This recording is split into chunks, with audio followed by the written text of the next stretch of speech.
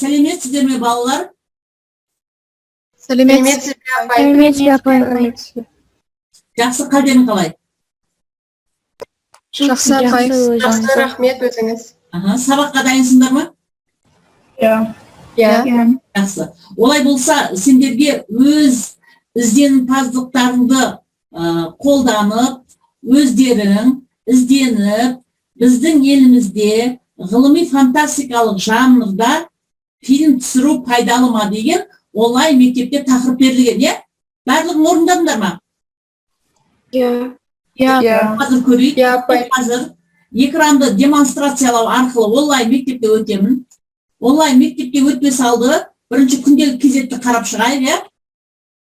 7-ші жыл сыныбы, е? 7-ші жыл сыныбы. Қазақ тілі. 2-ші топты қарайық. Бізде сыныпта отыру керек 11 бала. Аяна, Тимур, Дәулет бар. Нұрақын Мағжан ауырып жатыр бізде, қазір белгі соқып қояйын Нұрақын Мағжанға. Олай болса балалар, қазір онлайн мектепті ашып көрейік. Онлайн мектеп. Өздерің білесіңдер, онлайн мектеп өте оқушылардың білім алуына өте ыңғайлы платформа. Мен кешесіндерге тапсырманы сәрсенбі күні бердім, е? Мына күні бердім, мінекей. Біздің елімізде ғылыми фантастикалық жанрдағы фильм түсіру пайдалы ма? Яғни бұл сабақтан тыс уақытта үйде өздерінің бос уақыттарында осыны орындау керек болатын. Қане ашып көрейік. Мониторинг ашайын бірінші. Мінекей мониторинг бойынша барлық бала орындаған. Елнара 10 балл, Нұрай 10 балл, Ерасыл 8 балл, Аяжан 10 балл, Дәулет 7 балл, Назерке 10 балл, Айдын 10 балл, Байғадилова Аяна 8 балл, Бейсенов Тимур 10 балл. Тамаша. Сайлаубай Сұлтан мен Нұрақын Мағжан ғана орындамапты. Олай болса қазір мен сабаққа қайтадан өтейін. Біздің еліміздегі ғылыми фантастика тақырыбына шолу жасап өтейік. Әр сұрақты қалай орындаған екенбіз. Сонымен мынадай сұрақ. Дискуссия дегеніміз не? Кім айтады? Мен жауап берсем бола ма? Ал, Назерке айта ғой. Дискуссия дегеніміз ол пікірталас, белгілі бір мәселе бойынша пікірдің сайысы. Ол қандай да болсын мәселені немесе өзара байланысты мәселелерді бір мәмілеге келу үшін талқылау. Енді дискуссивті эссе деген не? Басқа эсселерден қандай айырмашылығы бар? Апай, мен айтсам болады ма? Ал, айта ғой, Аяна. Екі жақты пікірді салыстырмалы түрде талдай отырып, оны қорытынды жасап шығару. Жарайды, жақсы. Дискуссивті эссенің басқа эсселерден қандай айырмашылығы бар? Кім айтады? Апай, мен жауап берейін. Кім жауап береді? Нұрай? Мен. Ал, Назерке жауап береді ғой. Дискуссивті эссе ол белгілі бір тақырыпқа қатысты мәселелерді ұсынады және екі жақты да мұқият талқылауды қамтиды. Онда артықшылықтар мен кемшіліктер толықтай айтылады. Жақсы. Келесі, кіріспесінде не туралы жазу керек екен? Апай, мен айтсам бола ма? Ал, Нұрай айта ғой. Дискуссивті эссенің кіріспесінде ода тақырыпты не үшін таңдағанын және де жалпы тұжырымдар тезис арқылы беріледі. Бұл кезеңде зерттеу барысында жауап іздеген сұрақты дұрыс қарастырады және де нақты қарастырады. Қарастыру ол өте маңызды болып саналады. Ал әрі қарай жауапты растайтын, дәлелдейтін реттілігі болады. Жақсы. Аяжан, негізгі бөлімде не туралы жазу керек? Негізгі бөлім таңдаған мәселе және негізгі сұрақты қарау және де теориялық және практикалық негіздерін қамтиды. Осы бөлімдерде артықшылықтары да және кемшіліктері де талданады. Енді қорытындылаймыз. Тимур? Эссенің басында айтылған мәселе бойынша не деуге болады деген сұраққа жауап береміз. Дұрыс. Яғни сөйлем эссенің соңында толық қорытынды жасаймыз, е? Қорытынды жасап, артықшылығы мен кемшілігінің ортақ бір мәселесін шығарып, тұжырымдама жасайды екенбіз. Жақсы. Келесі, абзацтар дегеніміз не?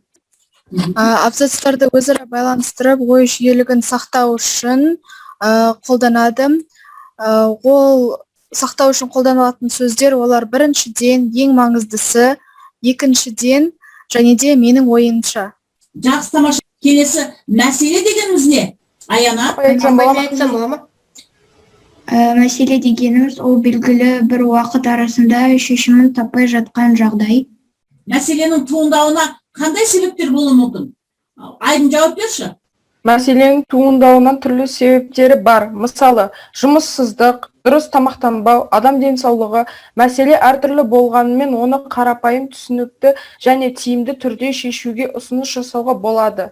Ол үшін екі жақты пікірді саралап, маңызды идеяларды таразылап көрген дұрыс. Таразылап көрген дұрыс, жақсы. Олай болса, келесі бетті ашайық. Қандай ұғымға берілген анықтама екенін тап дейді. Екі немесе одан көп адамның пікір таластыруы. Апаймен айтсам бола ма? Ал айта беріңдер, балалар. Дискуссия. Тамаша. Бәрін бірге айта беріңдер. Келесі, эссеге тән ерекшеліктер. Талас тудыратын пікірлер, байламдар, автордың жеке көзқарасы табады, батыл болжамдар, өткір ұсыныстар айтылады. Жақсы, ал көрейік. Тамаша, мінекей дұрыс тапқансыңдар. Келесі жауабын көрсету. Бірді көзқарасты растайтын немесе жоққа шығаратын дәлелдер келтіріліп, аргументтермен түйінделетін эссенің түрі. Аргументативті эссе. Жақсы, ал көрейік. Аргументативті эссе. Келесі, дискуссивті эссенің кіріспесінде не жазылады? Жаңа ғана айтып өттік де? Тақырыптың оң және Тақырып туралы жалпы тұжырым. Тақырып туралы жалпы тұжырым. Жақсы. Дискуссивті эссенің негізгі бөлімінде не жазылады? Тақырыптың оң және теріс жақтары. Тамаша, жарайсыңдар. Ал келесі. Біздің елімізде ғылыми фантастикалық жанрдағы фильм түсіру пайдалы ма? Тақырыбында жазылатын дискуссивті эссенің құрылымын сәйкестендір дейді. Ал кіріспесіне ғылыми фантастикалық фильм түсіру туралы жалпы тұжырым. Негізгі бөлімге ғылыми фантастикалық фильм түсірудің артықшылықтары. Ғылыми фантастикалық фильм түсірудің артықшылықтары. Жақсы, қорытындыға? Негізгі бөлімге тағы да бар, апай. Ал қайсын? Ғылыми фантастикалық фильм түсірудің кемшіліктері. Жақсы, тағы? Қорытындыға артықшылықтары мен кемшіліктерін саралап қысқаша түйіндеу, және де ғылыми фантастикалық фильм түсіру туралы автордың пікірін ұсыну. Жақсы, тамашадан көрейік. Енді жауабын тексеріп көрейік. О, тамаша, бәрі дұрыс болып шықты. Келесі, дискуссивті эссенің қай бөлігі екенін анықта. Елімізде ғылыми фантастикалық фильм түсірудің бірінші және маңызды пайдасы тілді насихаттау құралы. Сапалы компьютерлік графика қолданып, шытырманды сюжетке құрылған, қызықты көрінісі бар фильм жас буынның жүрегін жаулап алса, қазақ тілінде еркін сөйлеуге үйретер еді.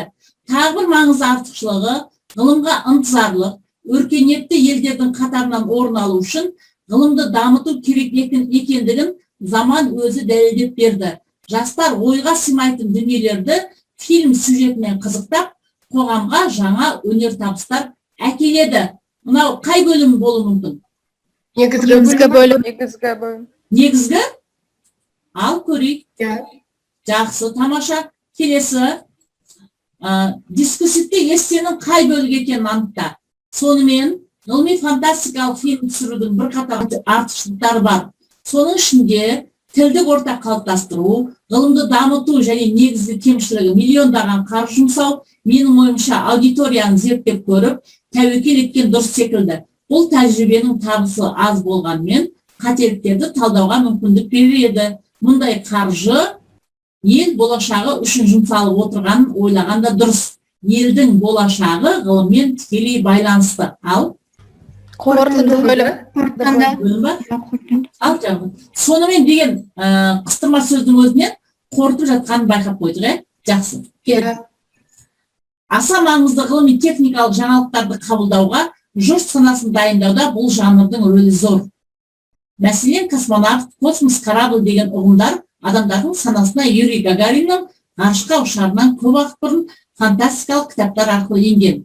Алексей Толстойдың гиперболоид инженера Гарина атты белгілі шығармасы Николай Басов, Александр Прохоров тәрізді академиктердің лазерлік техниканы ойлап шығару барысында үлкен роль атқарған дейді. Қай несіне Негізгі бөлім Негізгі бөлімнің артықшылықтары. ал көрейік. Тамаша, негізгі бөлім артықшылықтары. Келесі. Сонымен қандай баға береміз? 5 деген баға береміз. 5 деген баға береміз. Барлығы ұнады ма сіздерге? Иә апай, апай өте қызықты болды. Жақсы. Онлайн мектептің үйге берілген тапсырманы орындау арқылы сендер не үйрендіңдер? Дискурсивті эссені, Дискурсивті эссені қалай жазу керек екендігін, Жақсы. оның бөлімдерін анықтауды үйрендік. Жақсы. Дискуссияның не екенін білдіңдер, е? Иә. Тамаша. Жақсы. Онлайн мектептегі берілген сабақтар оқушының ізденіп тапсырманы орындауына мүмкіндік бере ала ма? Әрі тиімді ме? Әрине, Иә. ол арқылы оқушы көп ізденеді. Және оқушылардың барлығы дерлік ақпарат ала алады. жақсы орындаған. Нәтиже сабақ 186 бет. Не өтіп жатқанымызды Zoom-ға кіре алмай отырған оқушыларға да айтып жіберейік. Мен қазір мінекей суретке түсіріп жіберемін бүгінгі тақырыпты. Zoom-да және WhatsApp-та отырған оқушылар 186 бетті ашыңдар. Бүгінгі өтетін сабағымыздың тақырыбы нәтиже сабақ. 4-ші тапсырманы оқимыз. Берілген тапсырмаларды орындаймыз. Аяжан, оқы. 4-ші тапсырма мәтінді оқы, мәтін бойынша сұрақтарға жауап бер. Мөңке би түс көріп, сол түсін сырын батырға жорытпақ болады.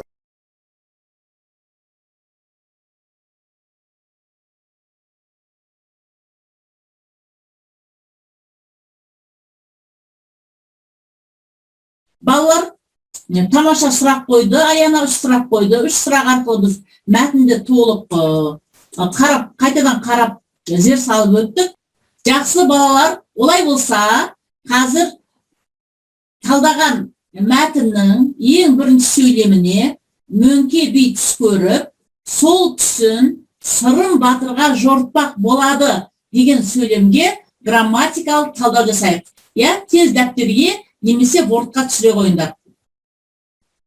Етістікке талдау жасаймыз. Етістікке. Жарай ма? Жарайды. Балалар, болдыңдар ма? Иә апай, мен көрсетсем бола ма? Жақсы, мен қазір онда демонстрацияны саған берейін ба? Иә апай. Жақсы, қазір мен Нұрайға демонстрация беремін. Ал Нұрай, ала қой. Апай, сіз өзіңіздің демонстрацияңызды өшірсеңіз. Өшірейін. Жақсы, ал? Мөңке би түс көріп, сол түсін сырын батырға жорытпақ болады. Көріп, ол бізде көр түбірі, әп көсемшенің жұрнағы. Жорытпақ, жоры түбірі, бұйрықрай түріндегі етістік, ты өзгелік етіс, пақ есімшенің жұрнағы. Тамаша, жарайсың, бортқа орындапсың, е, компьютерге? Иә. Жақсы. Нұрай, жарайсың, жақсы. Тағы да не қосасыңдар, балалар? Жорытпақ болады сөзі, жорытпақ негізгі етістік, ал болады көсемше етістік. Көсемше тұлғалы көмекші етістік, е? Сонда жорытпақ болады, бізде қандай етістік көп тұр? Күрделі? Күрделі етістік. Жақсы. Аяна, сен не айтасың? Жорытпақ болады сөзі сөйлемнің соңында тұрып, берілген ойды аяқтап, баяндауыш қызметін атқарады. Тамаша, жарайсың. Баяндауыш қызметі атқарады. Нұрай, экранды демонстрациялауды маған бере ғой. Олай болса, біз қандай бөлімді аяқтап жатырмыз? Фантастика Ғылыми фантастика бөлімін. Фантастика бөлімі, иә? Олай болса, фантастика дегеніміз не кім айтады? Фантастика деген... Апай, мен айтсам бола ма? Ал, Нұрай айта ғой. Фантастика ол көне грекше тілінен аударғанда көзге елестету өнері деген мағынаны білдіреді, яғни ол әдебиетте өмір шындығын қиял тұрғысында әсерлеп бейнелейтін жанр. Тамаша. Кешегі берілген қазақ тілінен берілген тжб тапсырмасында фантастика тақырыбында мәтіндер кездесті ма? Иә, кездесті. Қандай? Шәкәрім Құдайбердіұлының өлеңі. Шәкәрім Құдайбердіұлының өлеңінен үзінді берілді. Сол жерде қандай фантастика байқадыңдар? Ол өзінің кезінде ақ бізде радио болатынын, небір техника болатынын болжап кетті. Ол да фантастикаға болатын, жатады. иә, тағы адамның жасын ұзартуға болатынын болжады ма? иә Иә. Тамаша, тағы нені болжады? Қазіргі заманымызда кейбір әйелдер пластикалық операцияға жүгінетін болжады ма? Мұрнын жөндеді, бет аузын жөндеді деген өлеңде. Болды ғой, кешегі тапсырмада болды ғой, иә, байқап қарасаңдар. Иә, болды. Яғни біздің қазақ әдебиетінде фантастикалық жанр кездеседі екен. Қазір күнделік кезекке кіріп, баға қоямыз. Сонымен сабақты қорытындылаймыз. Байғаделова Аяна үй жұмысын қаншаға тапсырды? Онлайн мектептен үй жұмысын. 8 балл. Бүгін сабаққа белсенді қатысты ма? иә қатысты Иә. Иә, қатысты. Сұрақтарға жауап берді ма? Иә. Иә, жауап берді. Жақсы, 9 балл қоюға бола ма? Болады. иә болады Жақсы, тамаша. Белсенді Тимур. Иә. әрине болады Жақсы. 70 дәулет қанша балл алдың? 7, иә? Сол 7 бойынша қалдырайық. 7 деген 4-тің бағасы, иә? 4-тің бағасы. 4-ке лайықты ма дәулет?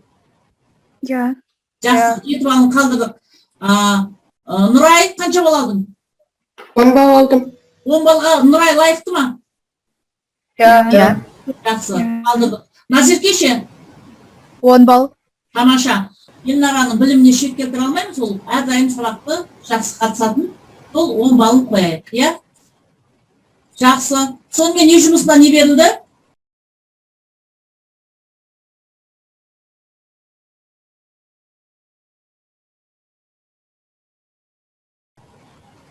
Не орындап келеміз? дискуссив Мәтінге байланысты дискуссивті эссе жазып келу. Олай болса, бүгінгі сабағымызды қорытайық. Бүгінгі нәтиже сабақтың бізде бірінші күні, ертең екінші күні болады. Бүгінгі сабақ бойынша не үйрендім? Онлайн мектеп арқылы білімді толықтыруға болатындығын үйрендім. Жақсы. Аяна, бүгінгі тақырып бойынша не үйрендің? Дискуссия сөзінің мағынасын білдім. Жақсы, тағы білдік. Айдын, бүгін не үйрендің? Сұрақ жауап арқылы сыныптастарымызбен қатынасқа түсу және өзіміздің білмегенімізді толықтыруда. Тамаша, жарайсың. Аяжан? Мен де Айдынмен келісемін, және де өз пікірімді қалай айтсам, өз пікірімді басқа біреулермен талқылауды үйрендік. Тамаша. Дискуссивті эссенің құрылымын үйрендім. Жақсы. мөңке би туралы білдім Жақсы балалар, келесі сабақта кездескенше сау болыңдар. Жақсы болыңдар. Болыңыз апай Сау болыңыз, апай. Жақсы.